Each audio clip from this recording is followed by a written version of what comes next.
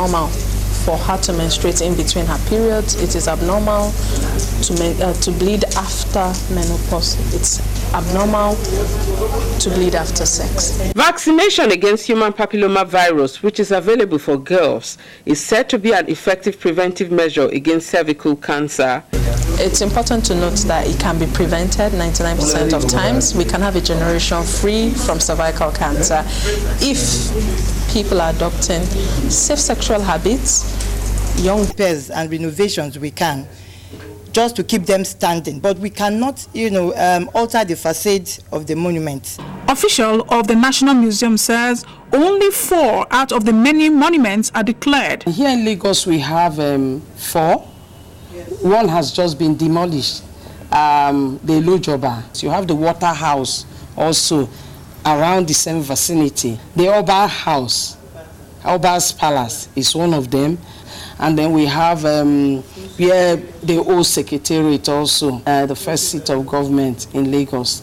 The rest awaiting approval from the National Assembly. Once it's listed, you cannot touch it. A visit to the National Museum in Lagos revealed artifacts of ages past still in pristine condition. Unfortunately, the museum records low patronage from visitors. I think what we should do is outreach, have outreach programs, sensitize the people on the importance of these monuments. It's things that identify us as a people. It shows our growth. It's like a money-making machine for the country. It will generate revenue because it will attract tourists. This begs the question of why some Nigerians are indifferent about the historic landmarks that connote the rich cultural heritage of Nigeria. It's unfortunate that we don't consider our monuments as part and parcel of our heritage. The missing link actually started from when we discovered the oil in Nigeria. Immediately oil was discovered, attention was shifted from agriculture and every other aspect that can actually, boost the economy of the nation. As Nigeria turned 56, citizens have been enjoined to uphold the spirit of patriotism and celebrate the unity in diversity embedded in the rich cultural heritage that defines Nigerians as a people. In Lagos, Fekna Wilkie, NTA News. Nigeria is still in the mood over its 56th independence anniversary. On October 1st, the Nigerian Railway Corporation treated families to a special train ride in Lagos. Here is how it went. The Independence train ride, which moved from Ebute Metta terminus to Ijoko in Ogun State, was spiced up with music and gifts to those on board. From the old to the young, and even the toddlers expressed their delight, all proud to be Nigerians. Everybody is happy and we have something to eat and we are dancing, I really love it. With full AC, everybody feel comfortable. This is the first time I'm entering a new train on Independence Day. I was also interacting with some of the passengers and some people didn't even know that we have this kind of facility. Even in Lagos here, and I'm sure the same thing with others outside. So when we do this kind of a thing, it brings awareness. And we believe that it's going to be a memorable day in their life. Everything about this train ride speaks volume of why we need to celebrate October 1st. As the federal government, however, makes effort to revive the sector, Nigerians say credit must be given to the president for the brilliant initiative. It took America 200 years to become great, and we are just 56, and before we are 100, we'll be greater than America. I know that in future, Nigeria will be more better than now. Regardless of the challenges confronting the nation Nigeria, there is hope for a better tomorrow. Happy independent Nigeria. In Lagos, during Dia NT News. When motorists get down from their vehicles and engage each other in fisticuffs right in the middle of a road, an express road or highway, one wonders what could have necessitated such a behavior. No doubt, one of the road users may have offended the other in traffic, and the result is usually manifested in such aggression.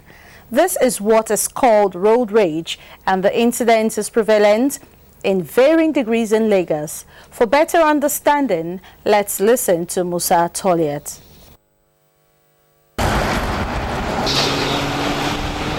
Every day unfolds like any other day as motorists go about their businesses until a situation on the road slows down the traffic.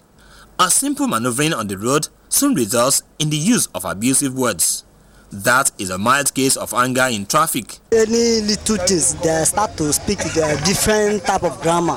This and that, you can do this, can do that. However, a degenerated case usually erupts when one vehicle bumps into another, causing a dent or a scratch. More often than not, this leads to uncontrollable altercation between the offender and the offended.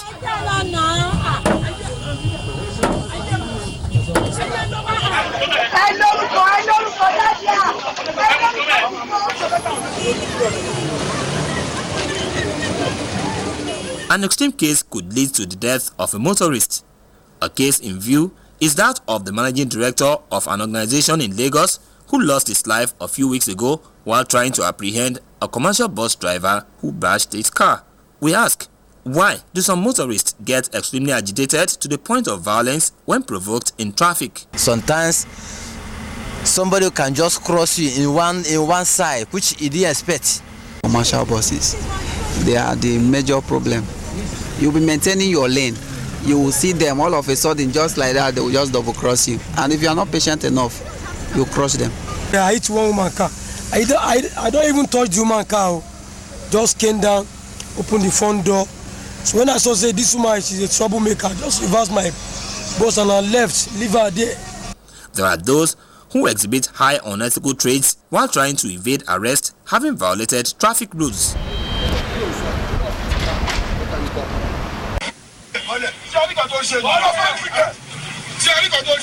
There are also law enforcement agents who get into what many describe as needless rage in the course of effecting the arrest of traffic offenders.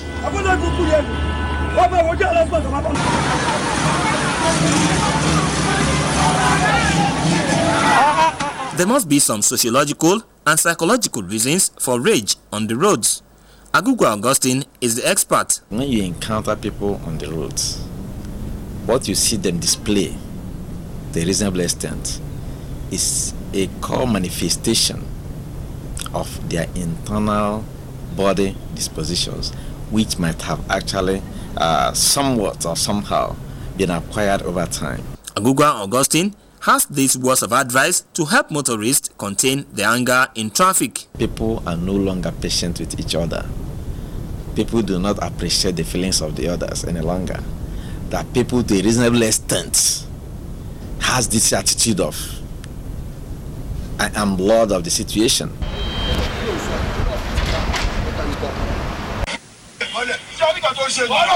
In Lagos, Musa Toliat, NTA News.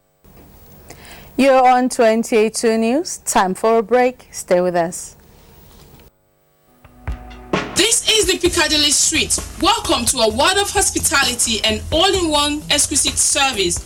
Come experience our sit-out bar with live music to relax your mind, plus entertainment extravaganza you cannot afford to miss. With 3 swimming pools to cater for children and adults, come and experience a fantastic fun and excitement. A sport bar not like another for your relaxation, plus the cozy restaurant serving sumptuous Nigerian and international cuisines. Don't just imagine it. Come dig it with us at the hottest and biggest nightclub in town, the Elysium Nightclub. Turn up and flex your muscles in our ultra-modern gymnasium daily for a healthy life. A luxurious, beautifully decorated event center is ideal for your weddings, conferences, meetings, and seminars. We also offer home-style private suites. Every suite comes tastefully furnished with kitchen and other homely fixtures. With 24-hour security, ample car park, serene ambience, and our ever-cautious staff, come relish the splendor of Piccadilly Street at 3 Piccadilly Street off Lekki-Ekpe Express Road by Igboefon Roundabout. Entrance beside Samsung office, Igboefon, Lekki. The Piccadilly Street hospitality, an experience to savor.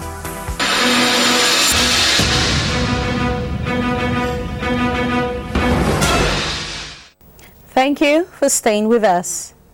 The role of women in nation building was re-emphasized at a forum in Lagos.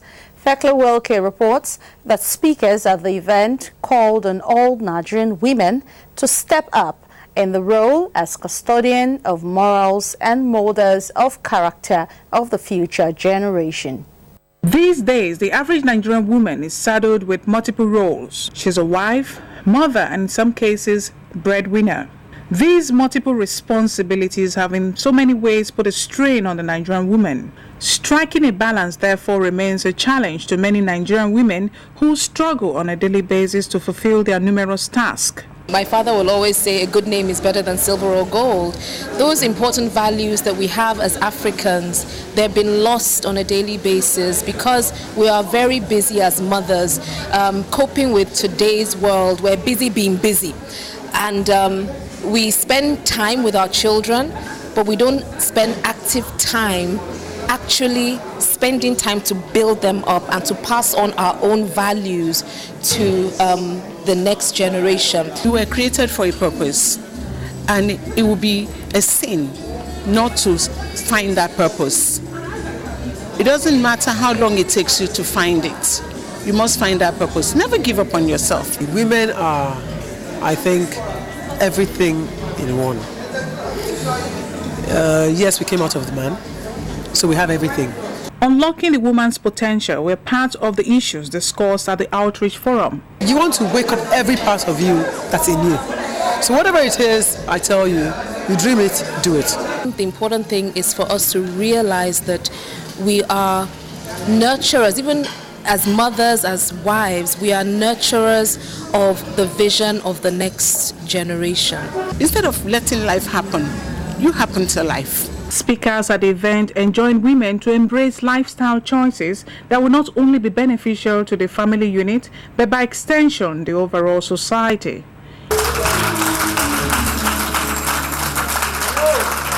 In Lagos, Thekla Welke, NTA News.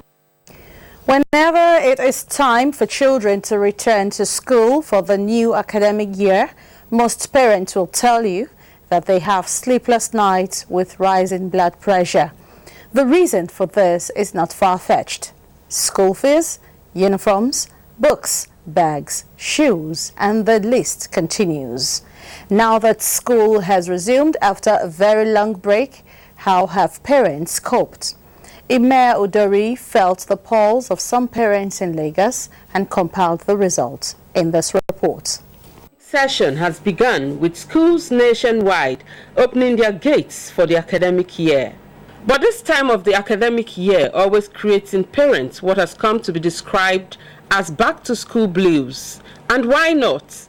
It is at this time that parents have to cough up large sums of money to purchase everything the children need for the school year. I bought shoes, I bought notebooks, I bought school uniforms. I buy other things like bags, like school uniform, new school uniform. We are paying school bus, school fees, school uniform because it's a new term.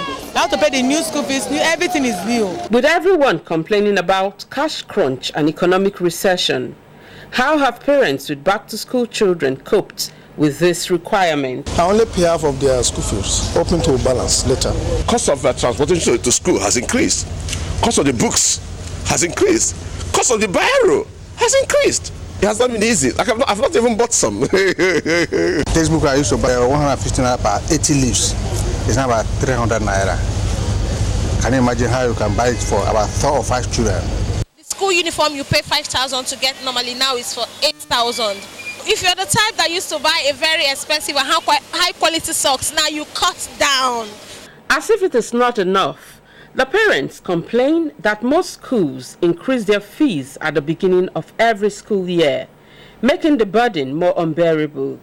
They claim that private schools are guilty of this practice. Funny enough, they are not even giving us, the parents, more notice. They will just tell you, if you know you can't pay, your child had to be withdrawn, or you change the class, or you change to government school. The government schools are in order. I'm sure most of the private schools I will go to, we won't go there. Private schools which my children attend have been mandated to pay taxes which they have not been paying before in this Lagos state. They have not been paying such taxes before. The incessant increase in fees by private schools has forced many parents to withdraw their children and enroll them in public schools, an action they say they are apprehensive about, given the state of such schools. I even got to Alausa to change their school. They told me that they cannot do that because they are in a higher class, SS1 and SS1 to SS2, then SS3. They said no. I even said I want to try to repeat SS3. They said no. I have 3 kids.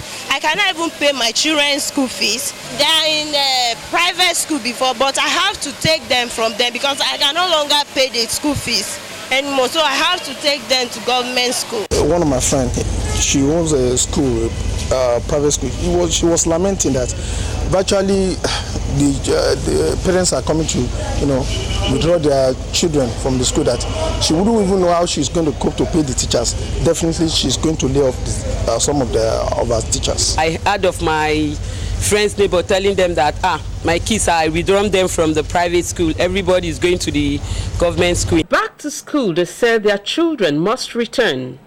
Education is the greatest legacy they can bequeath to their children, no matter how difficult and rough the road to attaining it is. For the fact that I love my children, I wouldn't send them to public school now, so I have to make the sacrifice, whatever it's going to take. Even if I'm supposed to buy like 2-3 things, I don't buy them any longer. I just want them to be in school. Look at me, I'm trekking now. I cannot even fuel the vehicle again. So the money I reduce from the fuel and my clothing too, I have to channel it to their feeding. You put your children in the school you can afford, you don't spend extravagantly, and you'll be fine. And that's the news this hour. Thank you for watching. I am Adeola Omokivie. Good evening.